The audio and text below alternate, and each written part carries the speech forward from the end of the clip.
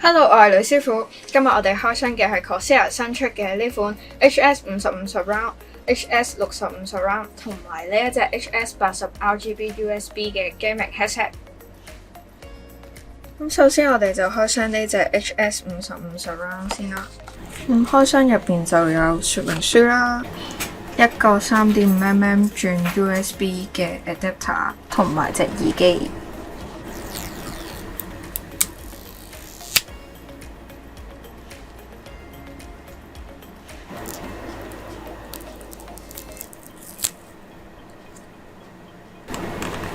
佢條線就長1.5米，咁呢隻耳機就淨重273 gram。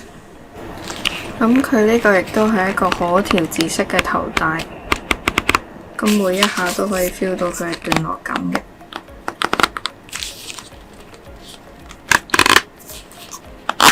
俾大家睇下佢個耳面啦，就係一個記憶棉再加呢一個人造皮革嘅。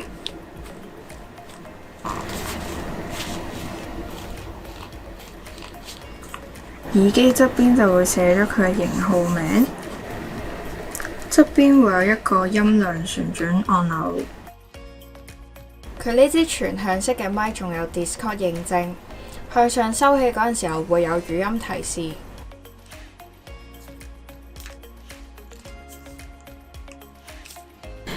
呢隻耳機佢本身就支援 PC 啦、Mac 機啦、PlayStation、Switch 同埋電話嘅。如果你想用埋佢個 Dolby 7.1全景聲，就要靠佢呢一個3.5mm per USB 嘅 adapter 啦。咁響應頻率係20Hz 去到20kHz。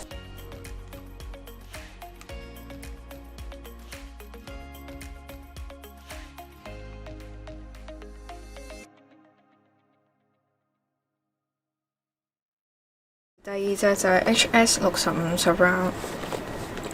打開個盒都可以見到佢有跟一個3.5mm per USB 嘅 adapter 同埋隻耳機。佢同 HS55 Surround 一樣，都係用50mm 嘅動圈單元，響應頻率都係20Hz 去到20kHz。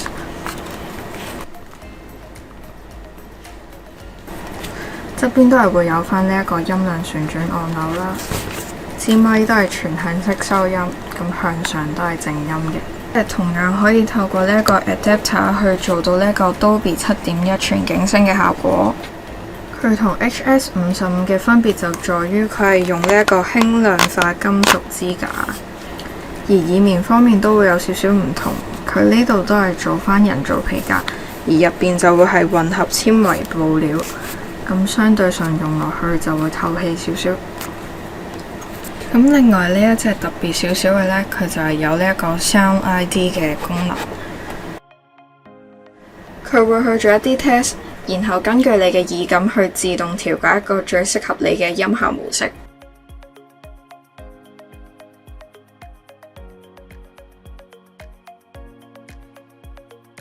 最後就係我手上呢款 HS80 RGB USB 啦。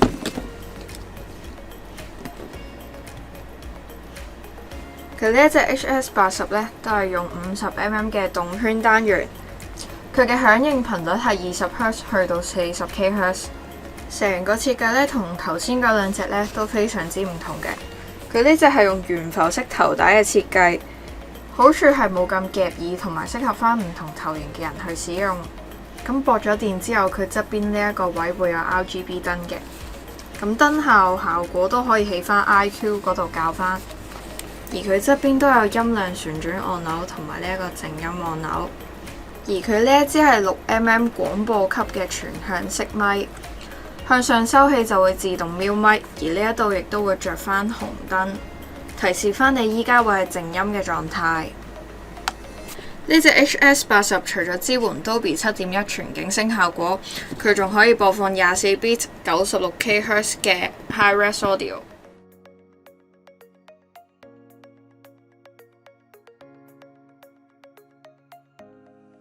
估唔到 Corsair 新出嘅呢3款耳機都做到 Dolby 7.1全景聲嘅效果，平時攞嚟睇片都係一個唔錯嘅體驗。如果你係 gamer 嘅話，咁平時攞嚟做呢一個聽聲辨位都最好不過啦。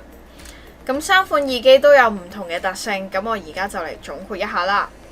咁首先呢一隻 HS55 Surround， 佢主打平價同埋輕身，喺呢一個價位可以做到 Dolby 7.1嘅效果，都不愧為平價首選啦。而隔離呢一隻 HS65， 佢除咗喺支架同埋耳面有一個提升之外，佢仲有 Sound ID 嘅功能，可以自動調節去到你最中意嘅音效模式。如果你對音質有追求嘅話，咁就要考慮我隔離呢一隻 HS80 啦。佢採用咗懸浮式嘅頭帶、廣播級嘅咪，佢仲可以播放到24bit 96kHz 嘅 Hi-Res Audio。咁唔知道大家對呢三款耳機又有咩睇法呢？歡迎留言俾我知。